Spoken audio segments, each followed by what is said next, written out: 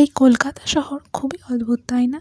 যেমন এত সুন্দর সবাইকে আকর্ষণ করে, তেমনি এখানের প্রতিটা পদে ট্র্যাপ বিছানো আছে, যেখান থেকে বাঁচা খুব মুশকিল। কিন্তু তাও কলকাতা শহর তো কলকাতা শহরই মানুষকে খুব টানে।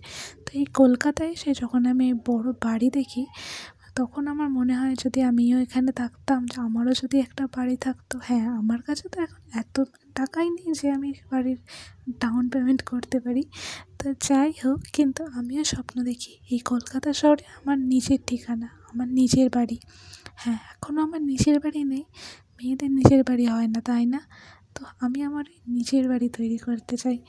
এত লড়াই করা, সেই জন্যই বলতে পারো আমার মায়েরও স্বপ্ন, আমারও স্বপ্ন একটা নিজের বাড়ি। আর হ্যাঁ, এই কলকাতাতে একটা নিজের বাড়ি করতে চাই। তো যাই হোক, এই কলকাতা শহরের এত সৌন্দর্য, বিশেষ করে রাতের, আমি কখনো দেখিনি, কিন্তু এই অফিস থেকে ফেরার সুবাদে এখন তাও দেখা হয়ে যায়।